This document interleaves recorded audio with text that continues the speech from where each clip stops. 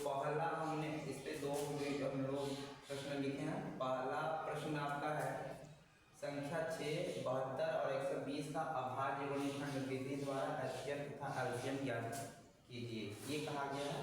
तो इसको ज्ञात करने के लिए सबसे पहले हल लिखेंगे। तो दी गई संख्याओं को सबसे पहले लिख लो, 6 मतलब 6, 72 और 120। तो सबसे पहले छोटी संख्या से 1 से काटेंगे तो कितना बनेगा, 1 में अगर भाग देंगे 6 का तो 6 आएगा, फिर 2 से काटेंगे, 2 तिहाई 6, फिर 3 आएगा बेटा, 3 से कट जाएगा। इसको 72 को कैसे काटेंगे, 1 से काटेंगे तो वही आएगा, 2 से काटेंगे 36, फिर 2 से काटेंगे तो 18, फिर 2 से काटेंगे तो 9, और 9 को 3 बार 2 बार लिख सकते हैं, 3 गुणा 3, 2 दूनी ऐसे आप कंफर्म कर लीजिए, 1 गुणा 2 2, 2 दूना 4, 4 दूना 8, 8 के 24, 3 72। इस तरह से दूसरा इसको कर सकते हैं, 1 गुणा 2 60 हो जाएगा, फिर 2 से काटेंगे तो 30 हो जाएगा, फिर 2 से काटेंगे तो 15 और 3 बचे 15। इसको भी आप कंफर्म कर लीजिए, 1 गुणा 2 2 दूना 4, 4 दूना 8, 8 के 24, 24 बंदे 120 हो जाएगा। अब इसमें कैसे करेंगे, HCF कैसे लिखेंगे, जो मिल रहा है बेटा उसको लिख लीजिए। इसमें का ये और ये और ये एक मिल रहा है, एक लिख लो, इसमें का और इसमें का 2 2 2 मिल रहा है, इसको लिख लो, और इसमें 3 इधर मिल रहा है, 3 यहाँ मिल रहा है, 3 यहाँ मिल रहा है, तो इसको लिख लो। ये हो जाएगा आपका 6, गुणा कर दोगे 6 आ जाएगा, ये आपका हो जाएगा HCF बेटा। अब हम निकालेंगे LCM। LCM कैसे निकालोगे, जो बेटा मिला तीनों पंक्तियों में से उसको लिख लो पहले, 1 गुणा 2 गुणा 3, पहले में सब हो गया, दूसरे में क्या बचा है, 2 गुणा 2 गुणा 3, इसको लिखो 2 गुणा 2 गुणा 3।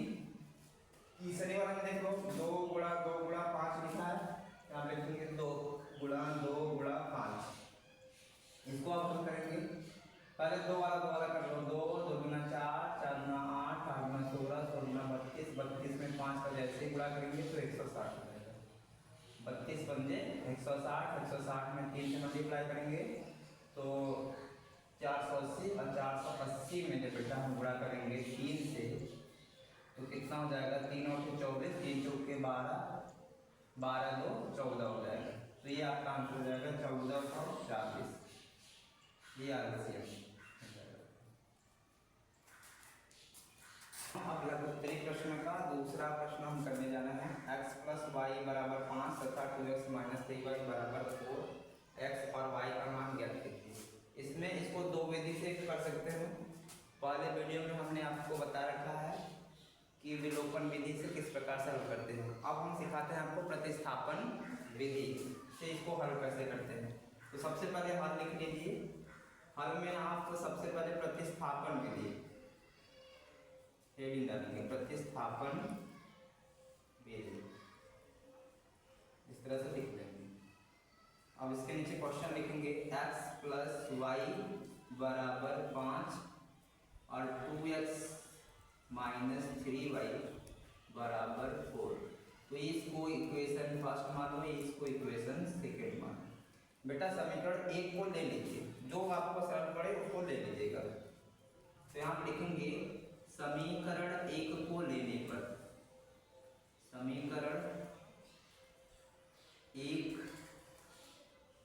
मतलब ऐसे लिख लो, 1 को लेने पर जैसे ही समीकरण 1 को ले लेंगे तो x का y के पदों में लिखना, तो x + y = 5, y को चेंज कर दो बेटा, तो x बराबर हो जाएगा 5 - y। तो यही मान, ये वैल्यू है जो बेटा वो समीकरण नंबर ये आपका 3rd बन गया, और यही जो x का मान है वो समीकरण नंबर 2 कर देना है। तो देखो किस प्रकार से हल करोगे, यहाँ पर लिखोगे x का मान समीकरण 2 में रखने पर, ये क्या है समीकरण 2, लिख लो पहले, 2x - 3y = 4। तो 2x की जगह कितना रखेंगे, 5 - y, यहाँ लिखो 5 - y, ये जैसा वैसा लिखो, -3y बराबर आपका 4 हो जाएगा। तो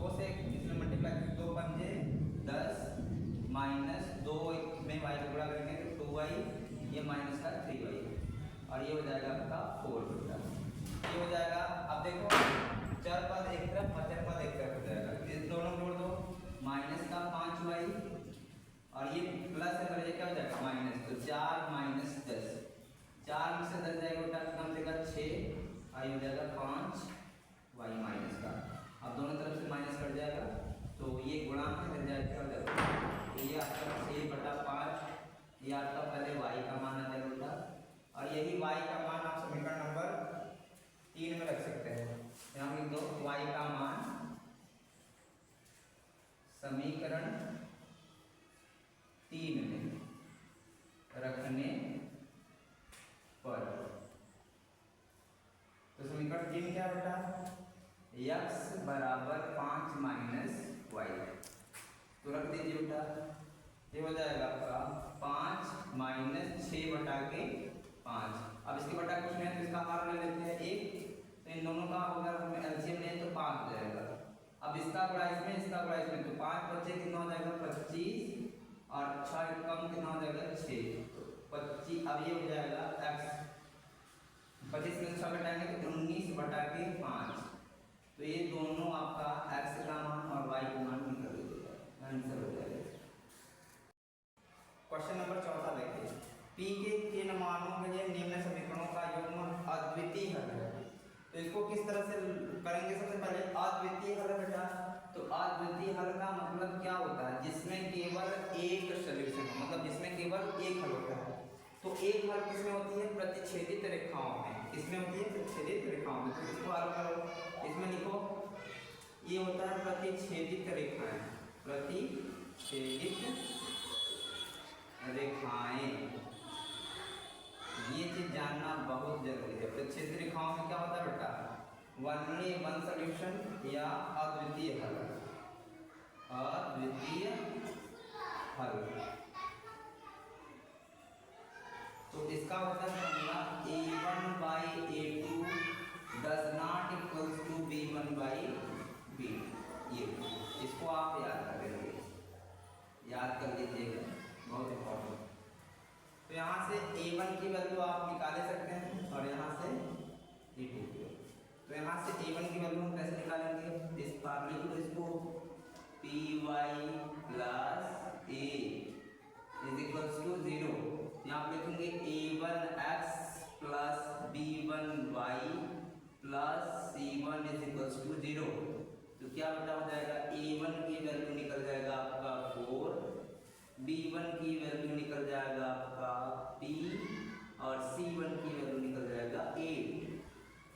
और दूसरा आंसर कैसे निकलेगा, दूसरा हम लिखेंगे 2x plus 2y plus 2 is equals to 0। यहाँ आप लिखेंगे a2x plus b2y plus c2 is equals to 0। हमने a1 क्यों लिखा, क्योंकि ये इक्वेशन फर्स्ट है, ये इक्वेशन सेकंड है, इसलिए 1 को 1 लिखा, 2 को 2 लिखा। तो a2 की जगह हम क्या लिखेंगे 2, b2 की जगह क्या लिखेंगे बेटा 2, c2 की जगह हम क्या लिखेंगे 2। इतना वैल्यू दिया गया है, तो अब वैल्यू भर देते हैं, इसमें पुट कर देते हैं। a1 की वैल्यू कितना था, a1 की वैल्यू 4 है, 4/। अब ये क्या हो जाएगा, b1 की वैल्यू क्या है बेटा p और इसकी वैल्यू कितना है 2, तो बेटा 2 से 2 क्या हो जाएगा, कैंसिल आउट हो जाएगा, तो p बराबर आपका आ जाएगा 4 और यही आपका क्या हो जाएगा आंसर।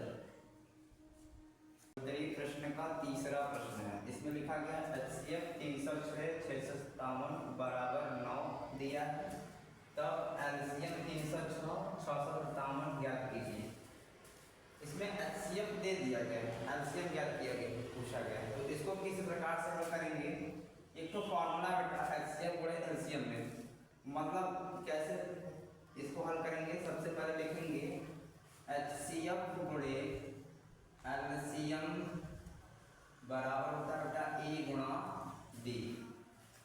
तो इसको मान लो बेटा a, इस वाले को b मान लेते हैं, तो हम a की जगह a की वैल्यू रखेंगे, b की जगह b की वैल्यू रखेंगे। तो ऐसे लिख लेते हैं, a की वैल्यू कितना है बेटा हमारा 306 और b की वैल्यू है 657। और एलसीएम पूछा गया बेटा, जिसको पूछा गया उसको ऐसे लिख देते हैं एलसीएम, और इसका इन दोनों का एलसीएम कितना दिया है 9, यहाँ से लिखते हैं 9। ये देखो एक गुणा में रह जाएगा भाग, तो जब हम इसको यहाँ पर भाग देते हैं, भाग का बट्टा 306 गुणा 657 डिवाइड बाई 9। अगर जब हम इसको काटेंगे 9 एकम 9, 9 त्रिके 27, 9 चौका 36 कट जाएगा। 34 में 627 इसका एक हो जाएगा, इससे कोई लेना नहीं बट्टे हर में। यहाँ हो जाएगा 34 गुणा 657। जब इसको जब गुणा करेंगे बेटा तो ये आएगा आंसर आपका 22, 33, 8। ये आपका क्या हो जाएगा। देखिए इसमें का ये क्वेश्चन नंबर 5, अगर जब भी ऐसा कोई क्वेश्चन मिले तो उसमें ये कह रहा है कि एक द्विघात बहुपद ज्ञात कीजिए जिसके शून्यकों का योग तथा गुणनफल क्रमशः -7 और 10 है। इस प्रकार का क्वेश्चन मिलेगा, अगर द्विघात बहुपद पूछा जाए तो उसका शून्यकों का योग और गुणनफल निश्चित देगा परीक्षा में। तो ये चीज हमेशा हल करने के लिए एक सूत्र है, छोटा सूत्र है, इसको बहुत अच्छे तरीके से आप लोग याद कर लीजिए। देखिए कैसे है हल। सबसे पहले हल लिखेंगे और इसका सूत्र है बेटा द्विघात बहुपद का व्यापक समीकरण का सूत्र क्या लिखेंगे, द्विघात के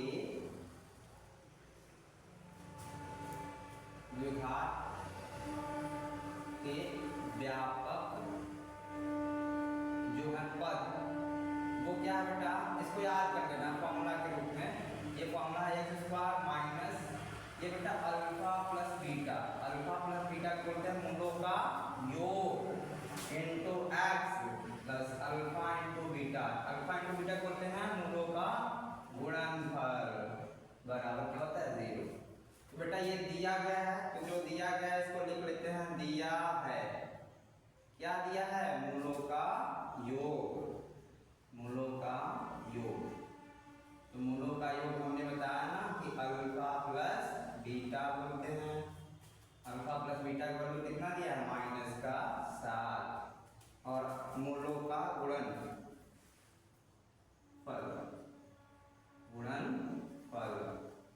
इसको हमने बताया ना अल्फा इनटू बीटा, ये कितना दिया है 10।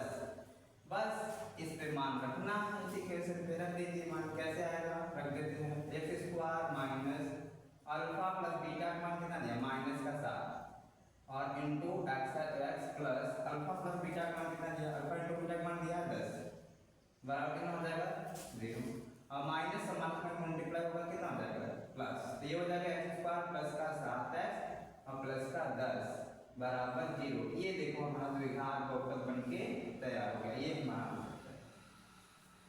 प्रश्न छठा है, ये x square plus 4x minus 36 के शून्य ज्ञात कीजिए। इसको किस प्रकार से ज्ञात करेंगे, सबसे पहले आप लिखेंगे हल। इसको ज्ञात करने का एकदम सरल विधि बताना आप लोगों को। सबसे पहले आप विविक्तिकर ज्ञात कर लीजिए, इसका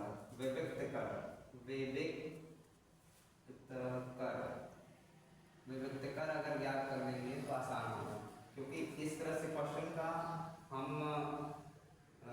गुणनखंड मतलब नहीं निकाल पाते हैं फैक्टर गुणनखंड, तो विविक्तिकर का यूज करके सीधाचार्य विधि लगाते हैं। तो इसको किस तरह से लिखेंगे, सबसे पहले इसमें विविक्तिकर का फॉर्मूला आप लोग याद कर लीजिए, डी बराबर होता है बी स्क्वायर माइनस 4ac।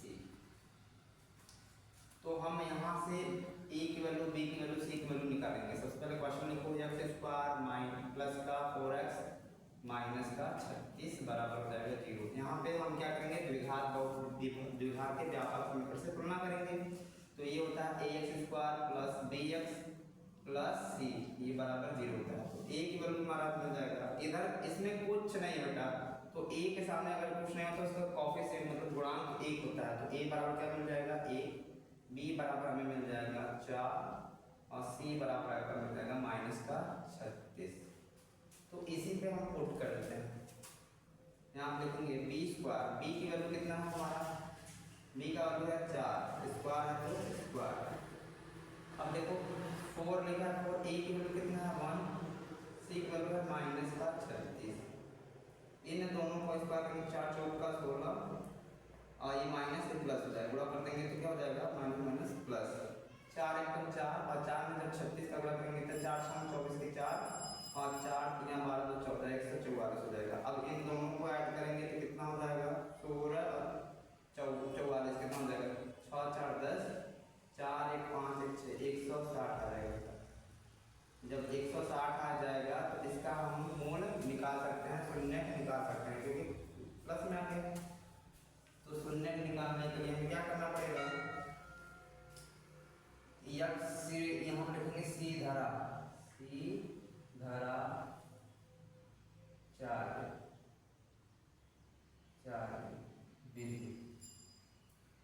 चारों विधि क्या है आप लोग का, x बराबर होता है minus b plus minus root में डी बटा के 2a फॉर्मूला होता है।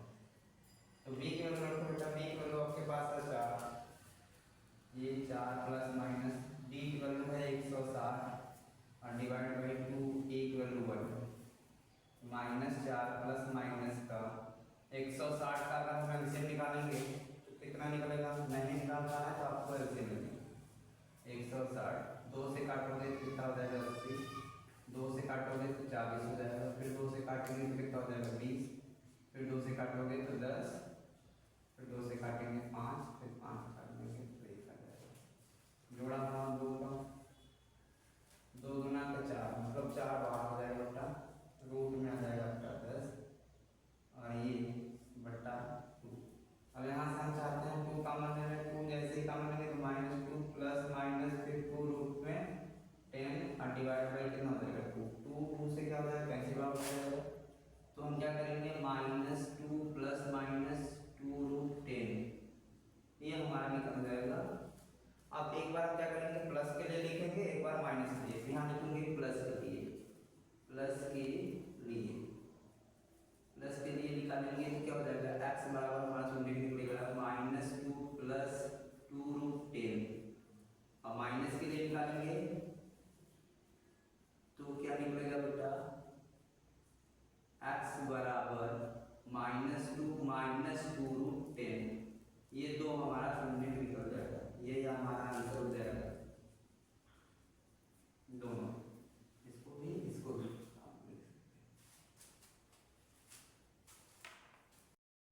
ऐसी ही वीडियो पाने के लिए चैनल को सब्सक्राइब करें और कम से कम 5 अपने दोस्तों में 5 लोगों को भेजिए और यह वीडियो के माध्यम से हर एक बच्चा छोटा से छोटा क्वेश्चन को आसानी से इसे कर जाए और सीखे भी।